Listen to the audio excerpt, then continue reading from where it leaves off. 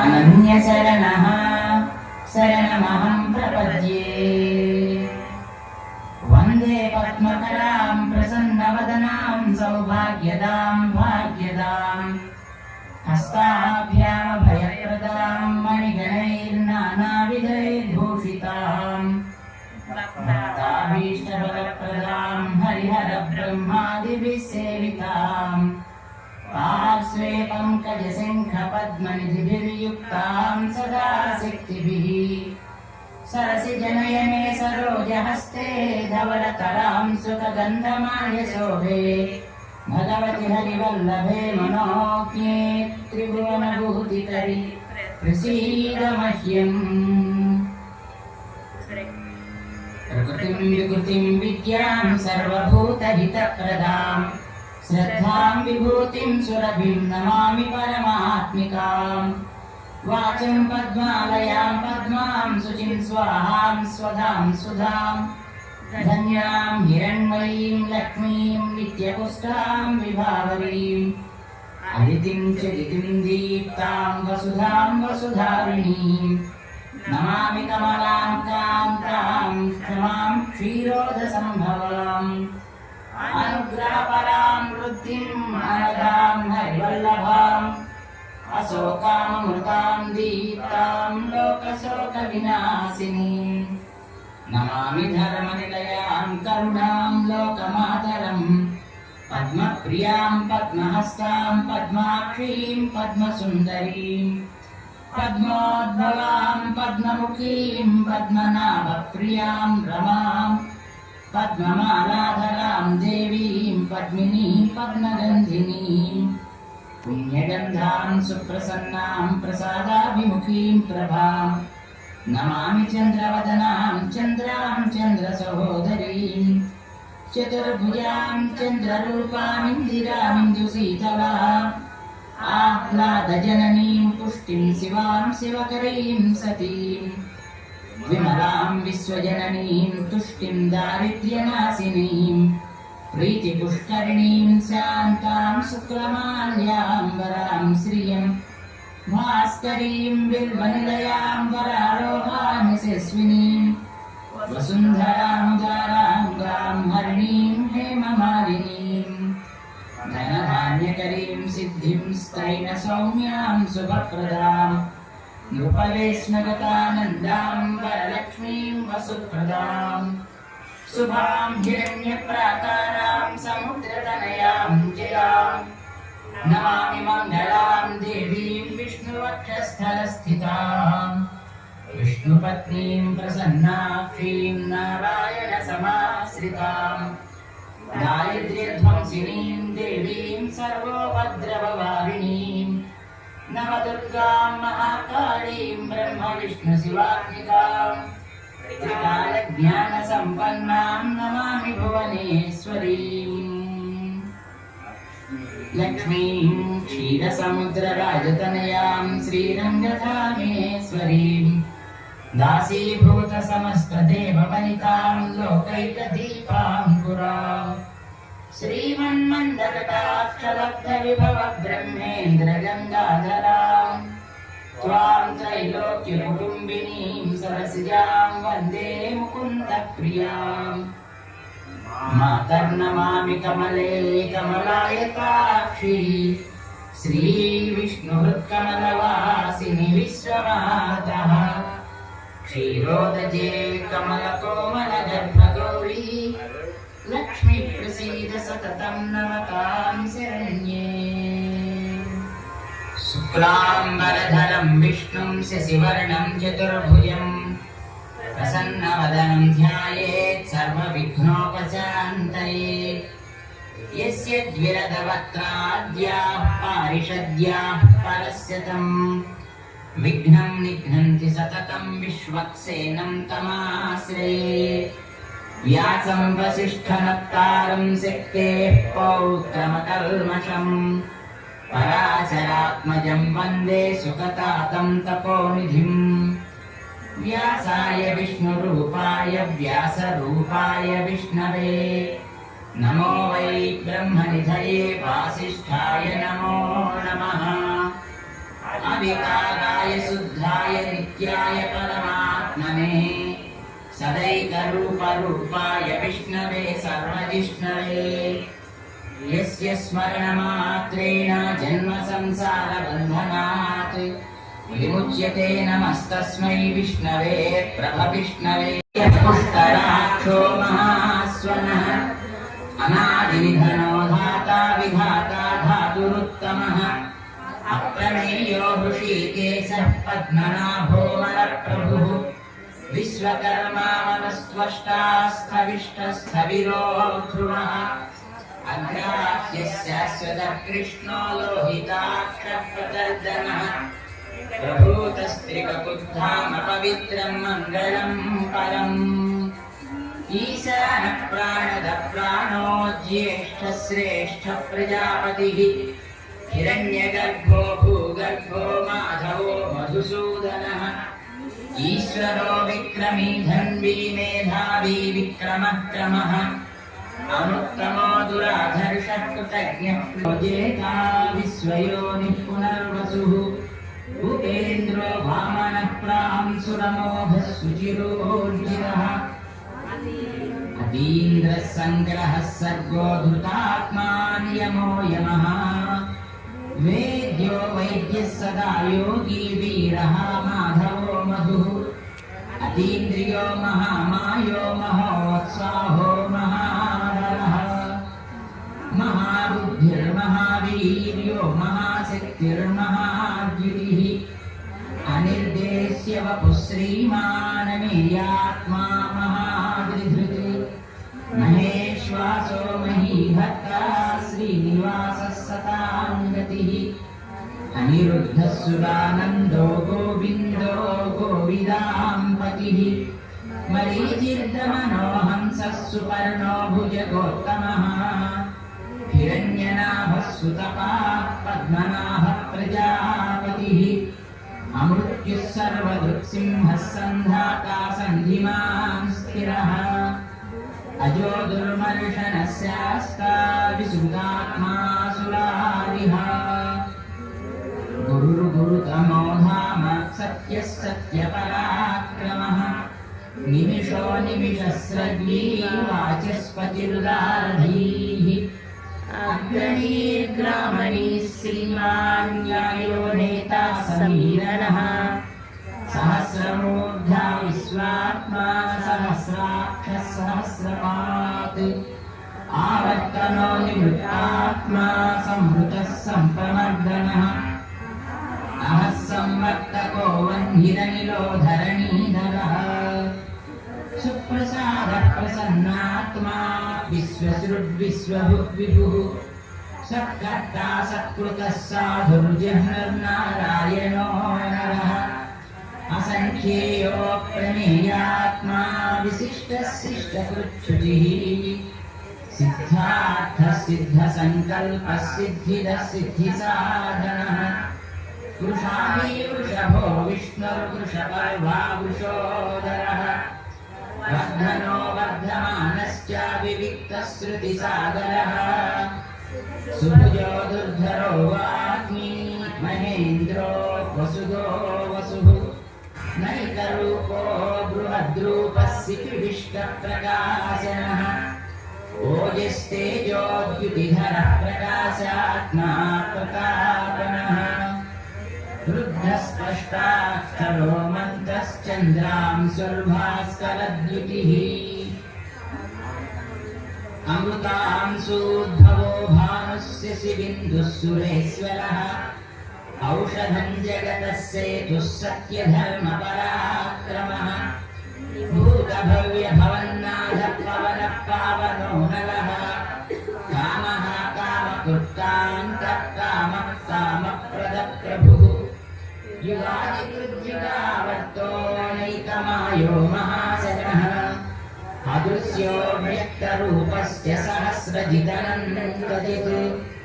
इष्टो विशिष्टशिष्टेष्टस्य खण्डीनहुषो वृषा क्रोधः क्रोधकृत्तर्ता विश्वबाहुर्महीधरः अच्युतः प्रथितः प्राणः प्राणदो वासवानुजः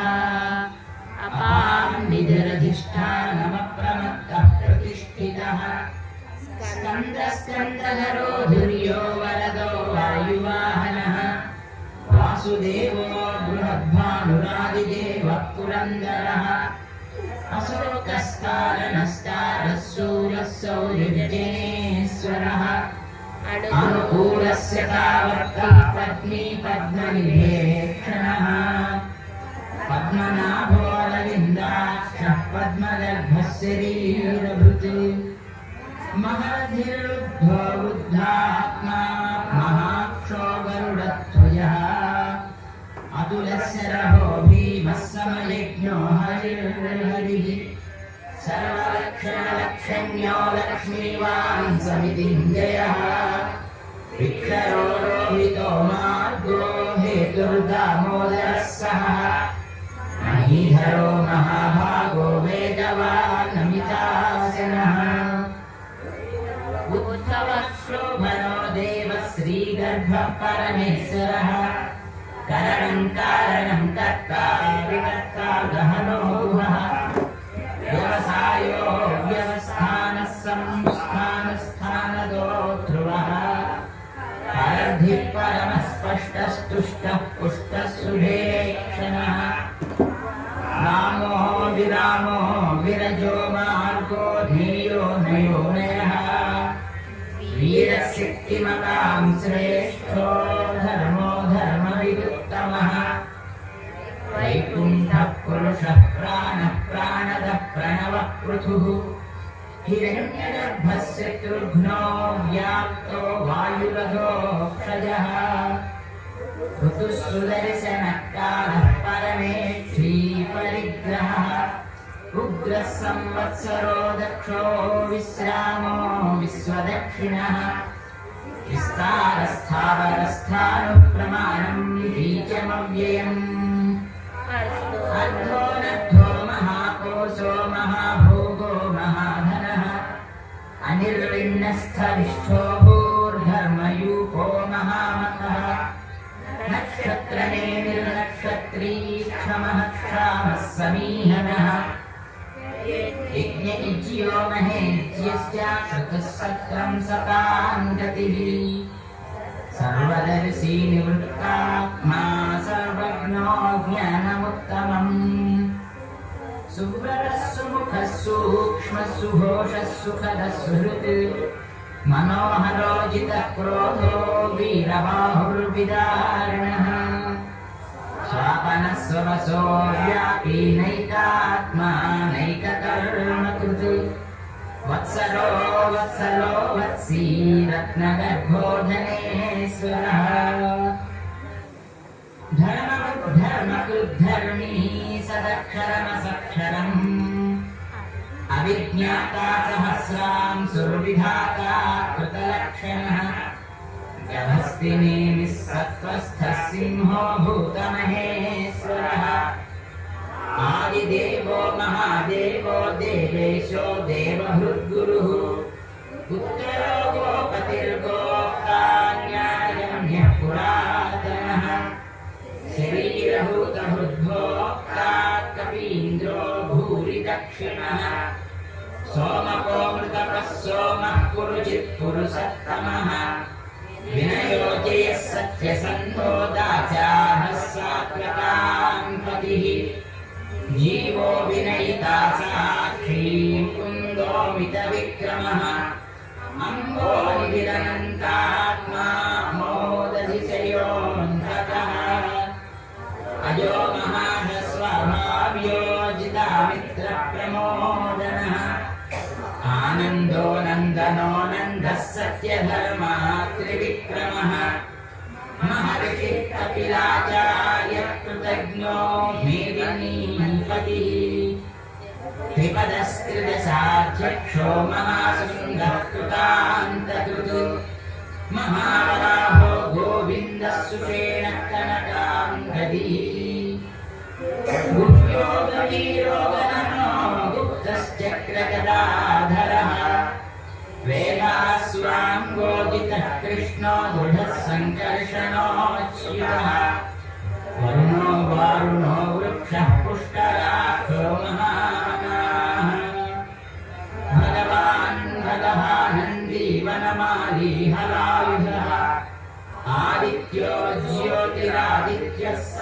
विष्णुर्व्यपि सप्तमः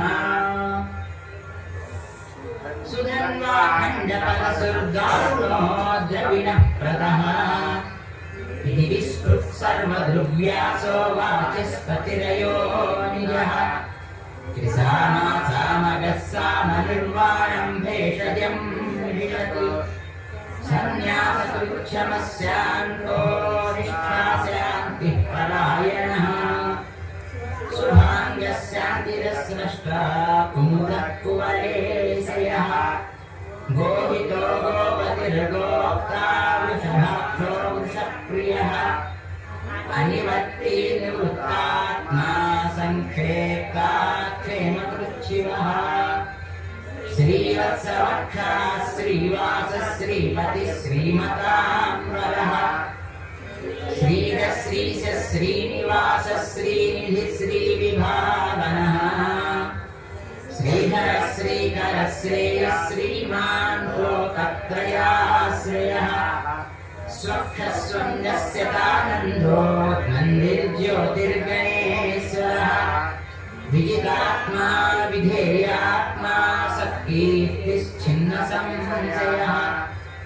उदीयनः सर्वतश्चक्षुरनीशः शाश्वतस्थिरः भूषयो भूषणो भूतिर्विशोकः शोकनाशनः अर्चिष्मार्चितः कुम्भो विशुद्धात्मा विशोधनः अनिरुद्धो प्रतिरथः प्रद्युम्नोऽमितविक्रमः कालनेमिनिहासो विशूरः शूरजनेश्वरः त्रिलोकात्मा त्रिलोकेशः केशवः केशिहा हरिः कामदेवः कामपालः कामी कान्तः कृतागमः अनिर्देश्य वपुर्विष्णुर्वीरोऽनन्तो धनञ्जयः ब्रह्मण्यो ब्रह्मकृद्ब्रह्मा ब्रह्म ब्रह्मविवर्धनः ब्रह्मविब्राह्मणो ब्रह्मी ब्रह्मज्ञो ब्राह्मणप्रियः महाक्रमो महाकर्मा महातेजा महोरगः महाक्रतुर्महायज्वा महायज्ञो महाहविः स्तव्यस्तवप्रियस्तोत्रम् स्तुतस्तोतारणप्रियः पूर्णः पूरयिता पुण्यः पुण्यकीर्तिरनामयः मनोजवस्तीर्थकरो वसुरेता वसुप्रदः वसुप्रदो वासुदेवो वसुर्वसुमनाहविः सद्गतिः सत्कृतिः सत्ता सद्भूतिः सत्परायणः सूरसेनो यदुश्रेष्ठः सन्निवासः सुयामुनः भूता वासो वासुदेवः सर्वासु निलयो नरः दप्पः दप्पदो दृप्तो दुर्धरो धापराजितः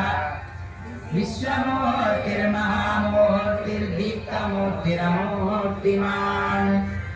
अनेकमूर्तिरव्यक्तः शतमूर्तिः शताननः एकोनैकः सवक्तः किम्यत्तत्पदमनुत्तमम् लोकबन्धुर्लोकनाथो माधवो भक्तवत्सलः सुवर्णवर्णो हेमाङ्गो वराङ्गश्चन्दनाङ्गदी वीरः विषमः शून्यो भूतासीरचलश्चलः अमानी मानदो मान्यो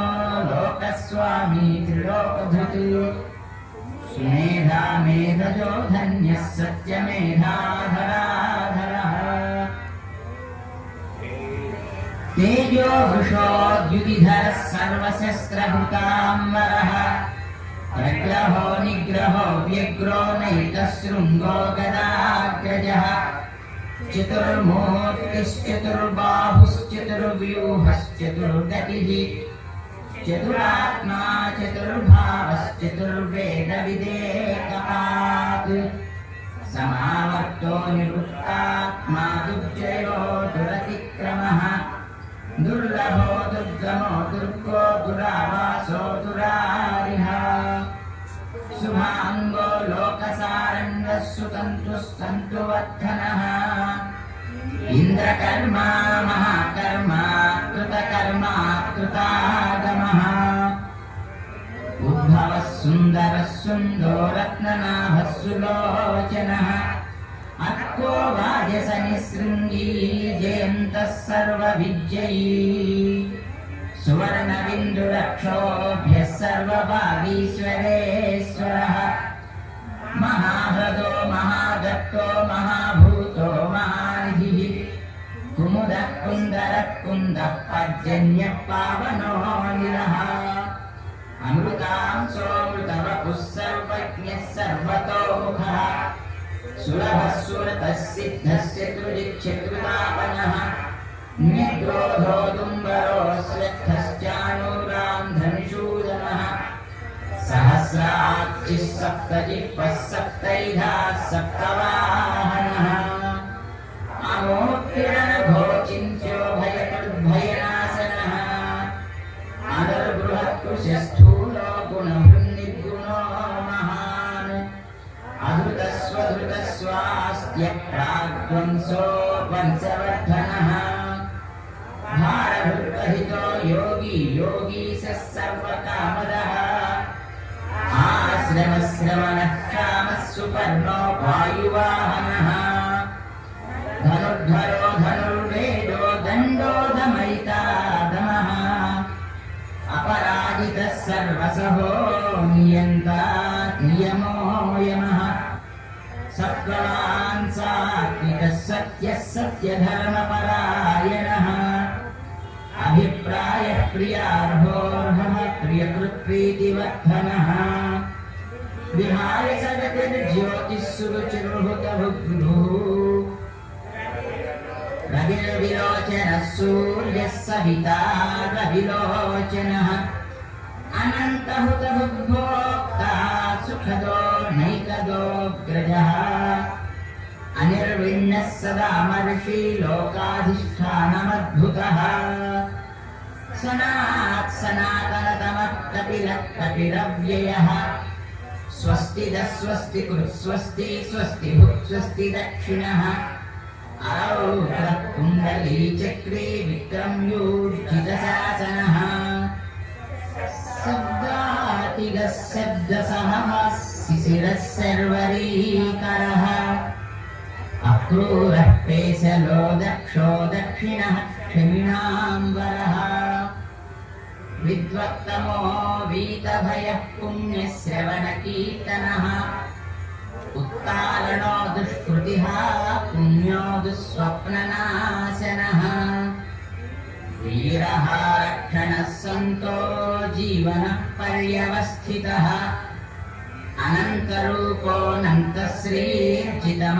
अनन्तरूपोऽनन्तश्रीर्जितमन्युर्भयापहः चतुरस्रो गभीरात्मा विदिशो व्यादिशो दिशः अनादिर्भूर्भुवो लक्ष्मीः सुवीरो रुचिराङ्गदः जननो जनजन्मादि भीमो भीमपराक्रमः आधारनिलयो धाता पुष्पहासप्रजागरः ऊर्ध्वजः सत्पथाचारः प्राणदः प्रणवः पणः प्रमाणं प्राणनिलयः प्राणभृत् प्राणजीवनः तत्त्वं तत्त्वविदेकात्मा जन्ममृत्युजरातिग्रहः भूर्भुवस्वस्तरुस्तारः सविता प्रपितामहः यज्ञो यज्ञपतिर्यज्वा यज्ञाङ्गो यज्ञवाहनः यज्ञभुर्यज्ञकृत्यज्ञी यज्ञभुर्यज्ञसाधनः यज्ञान्तकृत्यज्ञगुह्यमन्नमन्नाद एव च आत्मयोनिस्वयं जातो वैखानः सामगायनः देवकीनन्दनः स्रष्टा क्षितीशः पापनाशनः शङ्खभुन्नन्दकी चक्री साङ्गधन्वागदाधरः प्रधान्वपाणिरक्षोभ्यः सर्वप्रहरणायुधः चक्री सङ्गधन्वा गदाधरः तथाङ्गपाणिरक्षोभ्यः सर्वप्रहरणायुधः श्री सर्वप्रहरणायुध ॐ नम इति वनमाली गदी साङ्गी शङ्खी चक्री च नन्दकी श्रीमान्नारायणो विष्णुर्वासुदेवो विरक्षतु वनमाली गदी साङ्गी शङ्खी चक्री च नन्दकी श्रीमान्नारायणो विष्णुर्वासुदेवो विरक्षतु इतीदं कीर्तनीयस्य केशवस्य महात्मनः नाम्नां सहस्रं दिव्यानामशेषेण प्रकीर्तितम् य इदं शृणुयात् नित्यं यच्छातो मुच्यते रोगाद्बद्धो मुच्येत बन्धनात् भयान्मुच्येत भीतस्तु मुच्येदापन्न आपदः दुर्गाण्यतितरत्यासु पुरुषः पुरुषोत्तमम् स्तुवन्नाम सहस्रेण नित्यं भक्तिसमन्वितः वासुदेवाश्रयो मर्त्यो वासुदेवपरायणः सर्वपापविशुद्धात्मा याति ब्रह्म सनातनम्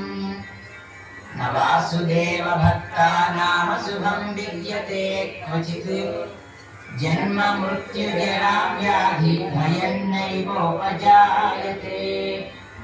इमं स्तवमधीयानः श्रद्धा भक्तिसमन्वितः युज्येदात्मसुखक्षान्ति श्रीहृतिस्मृतिकीर्तिभिः न क्रोधो न च मात्सर्यं न लोभो नाशुभामतिः भवन्ति कृतपुण्यानां भक्तानां पुरुषोत्तमे द्यौः स चन्द्रार्कनक्षत्रं खं दिशो भूर्महोदधिः वासुदेवस्य वीर्येण विभृतानि महात्मनः ससुरासुरगन्धर्वं स यक्षो रगराक्षसम् जगद्वसे वर्ततेदं कृष्णस्य सचराचरम् इन्द्रियाणि मनोबुद्धिः सत्त्वं तेजो बलं धृतिः वासुदेवात्मकान्याहुः क्षेत्रं क्षेत्रज्ञ एव च सर्वागमानामाचारः प्रथमं परिकल्पितः आचारप्रभवो धर्मो धर्मस्य प्रभुरच्युतः ऋषयः पितरो देवा महाभूतानि धातवः जङ्गमा जङ्गमं चेदं जगन्नारायणोद्भवम् योगो ज्ञानं तथा